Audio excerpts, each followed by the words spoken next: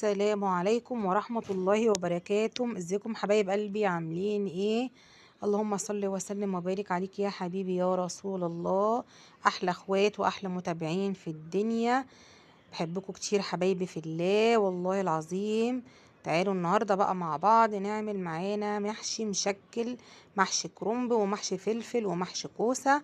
طبعا الحلل دي محشيه من بالليل، محشي يا جماعه يعني يوم بصوا طويل عريض من الدربكه في المطبخ، من سلق الكرنب وتقطيعه وتسبيك المحشي، الخلطه بتاعه الرز وتقوير المحشي بقى، بيبقى يوم دبكه بصراحه.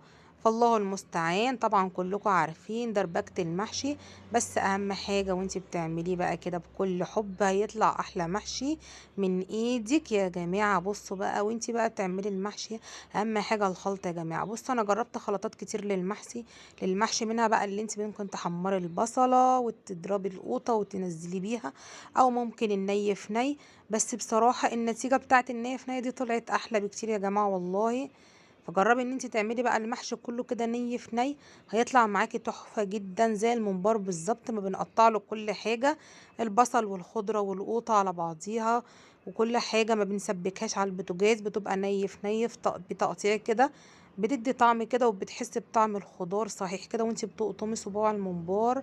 فجربي بقى ان انت النهارده او تجربي مثلا المحشي الجاي تعمليه ني في ني، هيفرق معاكي كتير احلى مليون مره من متسبك والله يا جماعة. وكمان خفيف كده وعلى المعدة، ما بيعملش حموضة وسهل جدا، وان انتي مش هتحسي باي نار على صدرك بعد الاكل. سهلة جدا يا جماعة ان احنا نعمل المحشي ني في ني، بيبقى جميل جدا. ونكون خلصنا مع بعض النهارده حلل المحشي بتاعتنا التحفة اللي نفسي تكونوا معايا شامينها النهارده يا جماعة. معانا محشي الكرنب، وعشان تضمني ان المحشي بتاعك مستوي صح لازم يغلي كده من النص زي ما اتفقنا، وعامله لكم فيديو ازاي نساوي مع بعض حلة المحشي. وطبعا مش هننسى جنبها الفراخ المشوية بأحلى تتبيلة. والمحشي بتاعنا هنا اتشرب واستوى يا جماعة، وعلى الريحة اللي انا شماها. اتفضلوا معايا واشوفكم حبايبي في فيديو جديد، والسلام عليكم ورحمة الله وبركاته.